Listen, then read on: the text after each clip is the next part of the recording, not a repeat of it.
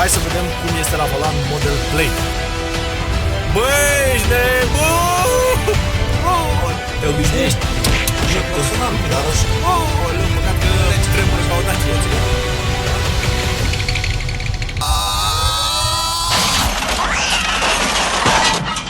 Se ia la Poliș Vericule. Abia așteptam să conduc această Tesla de 1000 de cai putere. Și vreau să vă spun că atunci când coborați o mașină, cei mai mulți dintre voi sunteți îngrijorați de kilometri dați înapoi și de posibile accidente de care nu știați. Din fericire, dacă intrați pe site-ul Car Vertical, puteți verifica orice mașină, dacă are kilometri dați înapoi sau dacă a avut vreun accident. Acum câteva zile, o prietenă mi-a spus că vrea să își cumpere o Tesla Model X. Așa că am verificat-o pe Car Vertical. Mașina arăta foarte bine, după cum puteți vedea în poze, dar din păcate avusese un accident serios înainte, de care proprietarul nu a menționat nimic. Nu uitați că puteți să folosiți Car Vertical ca o unealtă pentru a negocia prețul mașinii și pentru a evita să fiți păcăliți atunci când cumpărați o mașină. Ca să verificați o mașină, tot ce trebuie să faceți este să introduceți seria mașinii pe site-ul Car Vertical. Iar pentru a beneficia de 20% reducere, introduceți codul Andy Popescu. Vă las un link în descrierea clipului ca să puteți să verificați și voi orice mașină. Hai să vedem clipul cu Tesla. Salutare, dragi prieteni, sunt Andy Popescu și astăzi facem un vlog cu Rareș. Pe Rareș îl cunosc de câțiva ani, este foarte pasionat de Tesla, dar niciodată n-am apucat să fac un vlog cu el. El mi-a băgat mie microbul cu Tesla, deci de asta e vinovat. Că mi-am împrumutat Tesla lui Model 3 Performance și eu știam câte mișto e Tesla, că o mai închiriasem. Și oamenii au ajuns să mă urască, că eu mereu zic, mamă, ce mișto e Tesla, e mai mișto ca Lambo și alte chestii de genul ăsta, știi? Și mereu o compar cu Tesla. Și o să încerc să nu mai fac chestia asta, deși astăzi suntem într-o Tesla. Așa că spunem, cum a început pasiunea ta pentru Tesla? Totdeauna mi-au plăcut chestiile mai tehnologizate. Mi-a plăcut ideea de mașină electrică înainte să existe Tesla. Și la un moment dat un prieten mi-a zis de Tesla, mi s-a părut tare ideea, am început să-l urmăresc pe Elon Musk pe online. Deci ești fanboy. Dar nu pot să-mi dau seama, niciodată n-am înțeles mai exact ce înseamnă fanboy, dar... Adică să zici mereu, aplaudac. Bravo Elon, bravo Elon. Nu. Cu siguranță nu. Adică, hai să zicem că pe Elon îl mai aplaud. Tesla nu mai aplaud de ceva vreme, adică are și ea destule probleme. Corect. Și asta ai văzut, pentru că ai avut atâtea modele. Chiar ai avut și Model Y, și Model 3, și Model 3 Performance. Ce nu-ți place la Tesla? Ce nu-mi place? Mamă, sunt multe. Te ascultăm. Uite, suntem în trafic. Hai să vedem. Finisajele nu sunt destul de bune, adică nu o să poți niciodată să zici că stai într-un scaun de Tesla mai bine ca într-un scaun de mașină premium. Asta cu siguranță. În același timp, dacă ar fi să definim confortul, cum l-am definit? Eu îl definesc în felul următor, să mă duc din punctul A până în punctul B și experiența mea între cele două puncte să fie una plăcută și la final, când ajung în punctul B, să nu mă simt obosit. Corect. Eu așa văd confortul. Scaunul, să stai să fie mai moale decât ei, nu știu, gen m-am urcat într-un S-clase, n-are rost să discutăm, deci scaunul e extraordinar, dar totuși să mă duc un S-clase 300 de km, să mă duc cu o Tesla, cumva ajung mai odihnit cu mașina asta. Frânea are one pedal driving, ceea ce te face să nu mai ridici piciorul. Deci ești mai odihnit cu Tesla decât cu S-Class? Da. Da? Eu consider, dacă să faci un test cumva la obiect, ai fi mai ok într-un Model S sau un Model X decât într-un GLE sau altceva. De la Bistrița până în București, cred că am pus o singură dată picior pe frână. Da? O singură dată, da. Băi, bine, am și venit lejer. Deci ca să o zicem pe aia dreaptă, tu poți să mergi 500 de km cu mașina asta. Cu un plin. Lejer. Superchargerul s-a băgat cu bani. Ce se întâmplă de 2 ani. Cel mai important lucru, părerea mea, seara când te pui la somn, mașina super la încărcat. Corect. Cea mai simplă chestie. Da, mulți s-au la bloc și nu pot. Pot. Trebuie doar să vrea. Tragi cablul.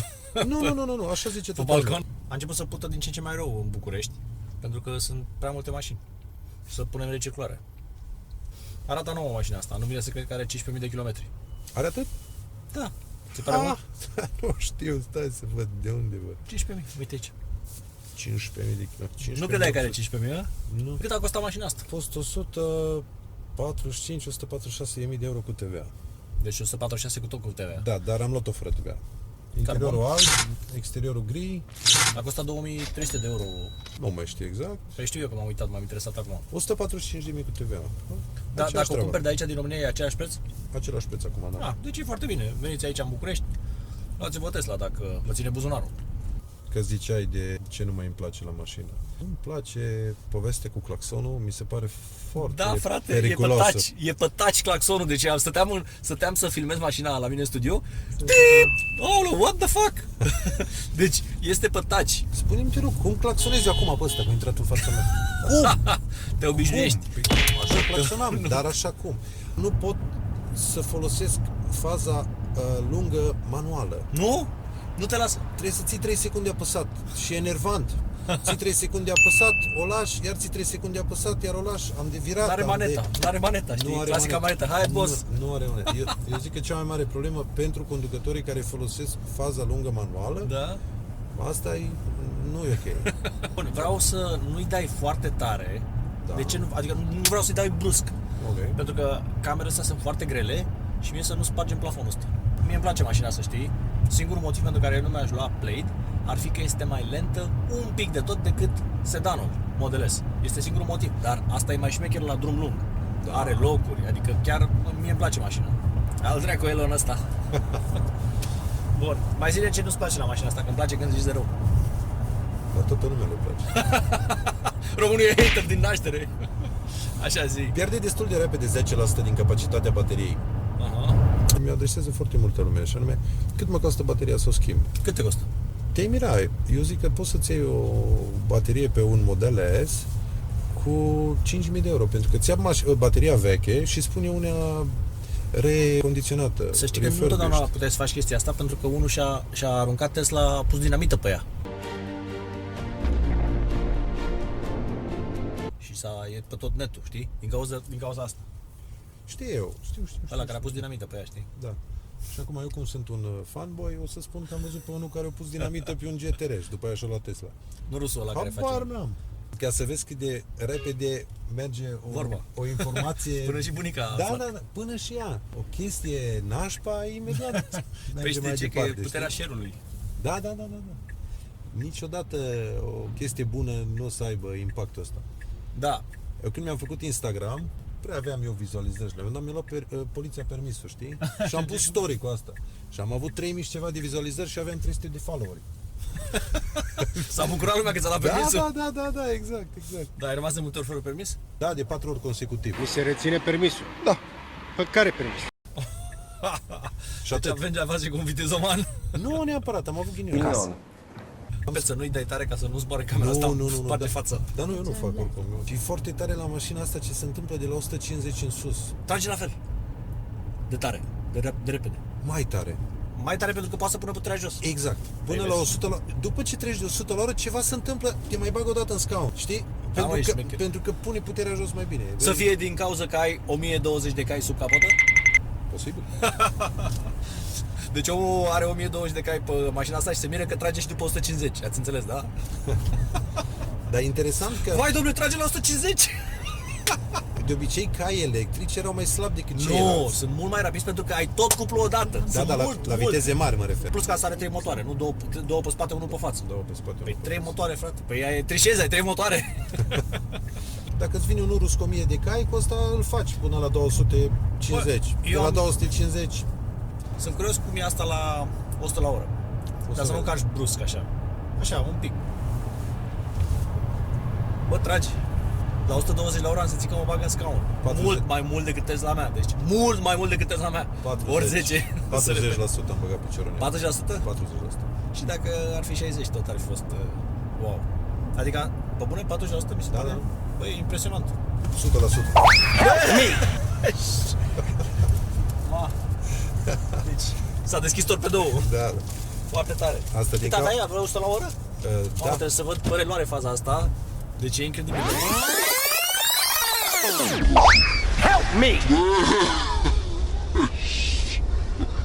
O să vedem pe filmare. Da, nu știu. Cred că aveam 100 la oră. Cred că aș- Deci la 100 la oră a călcat-o și s-a deschis torpedoul. Ai apăsat tu să deschizi torpedoul? Nu. Sunt foarte bine construite, știi? Se deschid. Se deschid la comandă. Da. Băi, e șmecheră mașina, dar 145.000 de euro e ceva, știi? Adică Horseman, pune-te în locul bogotașilor ăstora, știi? Ei mai degrabă și-ar lua un Macan, un Cayenne. De ce? Păi se gândesc că, domnule, nu vreau eu să stau la încărcat. Deși ei stau la vile, știi, și poate să-și o încarce. Ăștia nici nu știu, știi? Dacă ar ști bogătașii ăștia care își permit mașini de-ăștia, dacă ar ști cât de mișto e mașina și ar avea mașina asta o zi, două pe mână, ar zice, da, mă, merge. Dar după aia știi cum vorbesc unii cu alții. Nu, mă, că ăsta nu, asta e electric, ăștia nu îți lasă, sunt proaste materiale. Mi-a dat mesaj Călin Donca și mi-a zis să facem un vlog săptămâna viitoare cu i7 și am zis ok.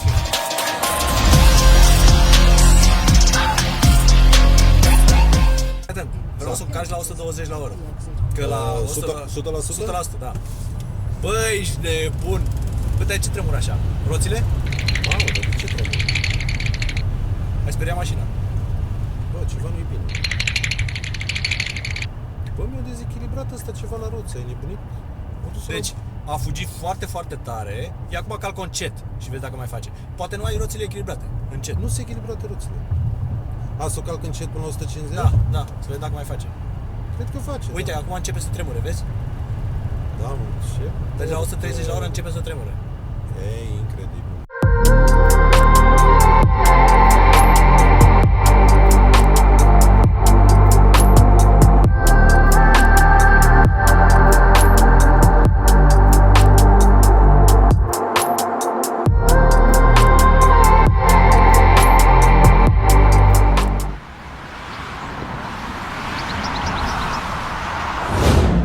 Am revenit, hai să vedem cum este la volan Model Plaid. Încerc să spun ce simt. Mașina este futuristă.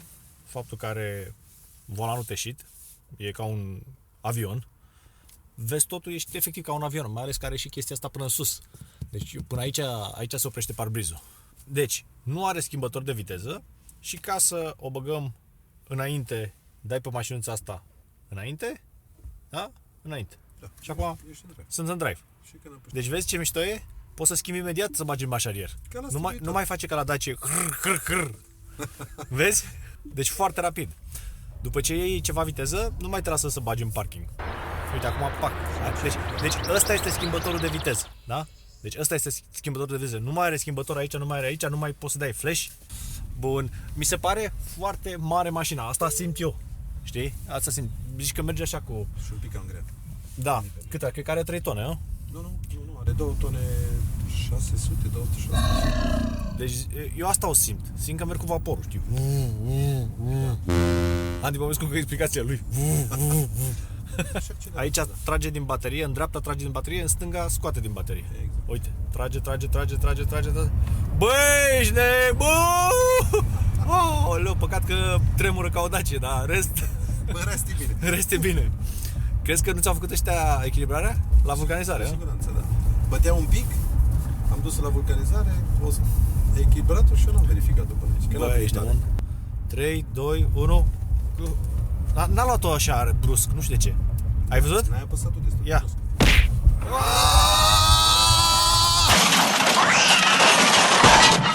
Se ia la poliș vehicule. Nici o mașină nu trage așa, frate. Deci nici o mașină nu trage așa. Abia aștept să fac săptămâna viitoare, sau peste 2 săptămâni, vlog cu Model S Plaid. Ce McLaren, ce Ferrari, ce Lamborghini, pe bune. Deci s-a terminat șmecheria. Mașina asta e mai rapidă decât orice Porsche, Lambo, orice Mercedes, Audi, BMW creat vreodată. Dar stai un pic, stock. Vorbim stock. Stock. Mașina asta stock bate un 720 stock?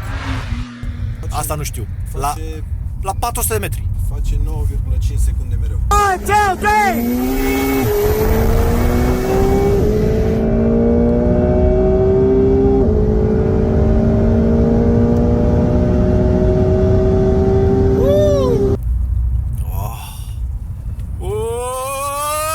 Băi, ce marfă e senzația, incredibil. Deci incredibil, nu se oprește. Da, mă, deci asta e mult peste Tesla mea, frumos. Trebuie să-mi iau și eu. Dacă îmi dă mami bani. Încă o dată. Băi, deci e incredibil senzația.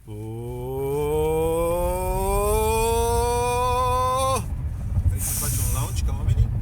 Mi-e frică să nu sară camerele, jur. 3, 2, 1 și... Blană! Suta! Adică n-am vrut să-i dau boom. 3, 2, 1 și... 30, 40, 50, 60, 70, 80, 90, 100. Bă, cred că a fost 3 secunde. Ești gata? Da. 3, 2, 1 și... De ce a făcut așa? Nu știu. Are traction control ceva? Nu. Ia să vedem. Suspension, steering, sleep start. 3, 2, 1, plană! Gata, gata, gata. 60, 70, 80, 90, 100! Aoleu, ce mașină! Băi, nu mă așteptam. Da. Asta e mașină. Bine, e bor mașină, da? Deci mă simt într-un Jeep, e ceva în neregulă că sunt într-un Jeep și am performanțe în unui Ferrari. Băi, deci uite-te și tu, mă, la 100 la oră. Băi, deci la 100 la oră nici M5 nu făcea așa. Eu m-am dus la București, la Pitești, pe autostradă m-am întâlnit cu un M5. Și la 150 l-am umilit. Și a venit după mine până la încărcător. Serios? Jur. Și ce ai vrut? Ce faci, man? Ce motor ai? M-a întrebat ce Iar mașină. ai văzut cum am claxonat? Da. M-a întrebat ce mașină e asta, că nu venise. Nu știa că e Tesla, dar nu știa de care. Are autopilot, n-are, nu? Are, ce clasic. Și cum se activează? Dublu click pe scroll-ul ăsta. Pe ăsta? Da. Pac, pac? Da. Pac, pac. Aha, autopilotul. Și uite, avem LGBT acolo. Ține și banda? Da, ține și banda. Aha. Mișto. Și cum dai mai mare viteză? Pe scroll. De pe scroll, Nu 121. merge mai mult de 140. Păi da, normal. 112, mergem la consum. Aha, și zice să pun mâna pe volan. Păi eu. Păi eu, nu pe volan, te rog, că n-avem volan. Avem manșă. Știi că e a doua oră când conduc și deja... Bine, mă și obișnuiesc repede cu schimbările, știi? Pentru că Yuval Noah Harari a zis că cei mai de succes oameni vor fi oamenii care se vor adapta la schimbări. Totdeauna există posibilitatea să te îmbunătățești. Eu, deși sunt pensionar, sunt deja pregătit pentru schimbare, pentru Tesla. Sunt în pas cu moda. Dar stai un pic, eu dacă vin eu cu Aventadorul, fără mișto acum, că stai că sare țărâna mine. Dacă eu vin cu Aventadorul la 170 și dau 6.000 de ture, 7.000 de ture, și dau blană, tu te duci cu asta în față? Nu cred. Dă-o dracu de treabă care are 700, 800 de cai are. Eu zic că da. Bine, asta are 1000. N-ai văzut la Drag Times că umplu mașina cu 6 oameni și după aia au declarat că au avut și bagaje. Da, bine, că la mișto. Și l-au umilit pe ăla cu 911 turbo. Cu Model S sau cu Model Y? Cu Model X-Plaid. Cu X-Plaid, cu ăsta. Cu ăsta. Au băgat 6 oameni în mașină și l-au făcut ăla. Și la singur? Și la singur și l-au făcut la 400 de metri. De-aia zic că te fac un Lambo. Trebuie să-l căutăm, să-l băgăm aici. Băi, ce șmecheră mașina, mă, nu mă așteptam. Adică mă așteptam să fugă așa, dar nu să... Știi? E impresionant. După 100 parcă. Aici mi-e frică să fac așa. Eu da. Ai simțit? Da. Trebuie să-i mai dai, men, că de-aia e mașina.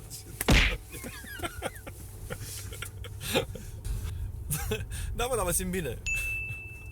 Știi cum zicea unul odată, că eu citesc toate comentariile de pe YouTube, știi? Toate comentariile? Da, chiar toate le citesc, jur. Și zice unul odată, ce dracu, mă, se duc oamenii la Andy Popescu ăla, să-i strice mașina, să-i dea mașina în gură. Cum să te duci la ăla să-i dai mașina să-ți dea în gură? 3, 2, 1, blană. 120. Ia, și acum era poliția, carnetul. Siguranța. Dacă eram hater, zicea că poate să facă diferența între a rămâne în câmp și a lua mașina pe platformă, că nu poți să aduci curent în găleată. Este un mod prin care poți să-ți încarci mașina electrică despre care nu vorbește nimeni. Să te trateze cineva. Da. Ai văzut cum ți-am citit gândurile? Am văzut și eu pe YouTube aia. Unii o să zică și chiar o să gândească, nu eu gândesc așa, dar unii o să gândească că ai mai mare prestanță și statut în G decât în Plaid. Da, și poate adevărat. Pentru că asta e setat de dinainte. Da. Mai convins, o să vând o casă și o să-mi iau mașina asta. Hai să băgăm reclamă cu case. Aceasta este una din cele 15 case ale ansamblului rezidențial. Haideți să vedem cum arată în interior. Fiecare casă este dispusă pe 3 nivele. Aici suntem la parter, unde avem o bucătărie și o baie. Și acum să mergem la etajul 1. Aici, la etajul 1, avem un dormitor și o baie. Haideți să vedem dormitorul. Acesta este dormitorul matrimonial, care dispune de o terasă generoasă și de un mic balcon. Dormitorul acesta poate fi chiar și living, dacă clientul își dorește lucrul acesta, sau poate fi împărțit în 2 camere, așa cum avem la etajul următor. la etajul 2 avem 2 dormitoare și o baie. Fiecare dormitor dispune de un balcon. După cum puteți vedea, această casă poate acomoda lejer o familie cu 2-3 copii, însă, în funcție de preferințele fiecărui client, poate fi potrivită chiar și pentru o familie fără copii sau chiar cu mai mult de 2-3 copilași. Pentru mai multe detalii, accesați datele de contact. E interesantă cu Tesla, că nu doar că revoluționează tot jocul, dar și vine cu niște mașini ieftine. Nu zic bune la preț, bă, ieftine, adică ții dita mai mașina, cu dita mai portbagajul. Da, și știi care e partea bună? Nu știi, așa? Poți să vezi pe camere mereu unde e. Da? Poți să vezi pe camere. Uite care camera aici. Mașină, da. La Manta. Jur că înainte să vin cu tine, iau telefonul lui nevastă mea, dar jur, iau telefonul lui nevastă mea și am făcut pairing, sau cum să zice, cu cealaltă mașină, știi? Ca să poată să o conducă, să nu piardă cartela sau ceva. Și când deschid aplicația și mă uit, ea avea buton să se uite la mașină înăuntru. Bă, bune! Jur, și eu nu am, dar nu înțeleg de ce. Și m-am uitat dacă am ultima aplicație și nu aveam. Și zic, dar tu cum te poți uita Te la mașină? turna direct. Da, nu filmează în timp ce sunt oamenii în mașină. În schimb, poți să o pui pe dog mode și poți să filmezi și când e mișcare în mașină. Ce tare! Știi? Adică... Deci poți să te duci cu o Manta liniștit. Da, dar nu la nevastă. Adică, cum să zic, să nu aibă nevastă acces la, știi, plusuri și minusuri, frate. Adică, pentru cei care, nu mă luați, nu-i bun. Să uită nevasta, nu poți niciodată. Plus că vede mereu unde ești. Nu vă luați Tesla. Nu vă luați Tesla. Avem la Colibița un restaurant. E al tău? Pe malul lacului. E al tău? Relativ. Cum se numește? Zici și eu aici, că să băgăm și noi aici. Mai dai și Se tu 100 de numește euro. Vatra Colibița. Vă așteptăm la Colibița să experimentați partea asta de Ardeal. Bă, eu mai știu ce, dar e Lacul foarte departe, Colibița. jur. Eu mai știu dacă e foarte departe. Dacă eram acolo în zonă, veneam sigur. Arată de vis Colibița, pe cuvânt. Arată de vis. Deci hai că băgăm aici imagini. Zed, când a incredibil. venit la Colibița, exact asta l-am întrebat. Zic, cum te simți tu să vii din București până în Colibița? Că vorba aia, ai 7 ore de... Și ce a zis? Că pentru el e o experiență în sine, să Păi chiar traverseze e. o mare parte din țară și Arată lacul mișto. Uite că am băgat acum imagini să vadă și oamenii. e cel mai bun aer din România, din punct de vedere al ozonului, și ozonul ăsta ce că face foarte bine la creier și la alte lucruri. Și avem acolo chestii tradiționale de ale noastre, încercăm să dăm cea mai bună mâncare din România. Cât e o noapte de cazare? În Colibița se găsesc nopți de cazare, de la 300 de euro în sus, dar... Aha, sunt scumpe, nu? 300 de lei, pardon. Scuze, te-am speriat. De la 300 de lei în Mai sus. speriam, m-a luat inima. Sunt resorturi frumoase acolo, care merită vizitate, adică le găsiți ușor pe Google, pe Instagram. Și noi acum deschidem o terasă, se numește Vatra Colibița și resortul total se numește Vatra Resort. E în construcție acum, cam despre asta e vorba. Veniți și vizitați, acolo puteți să conduceți și o Tesla dacă doriți. Bine, lăsați un comentariu, o să citim toate comentariile. Mersi, Rade, și care a fost o plăcere. Bye! Bye, bye!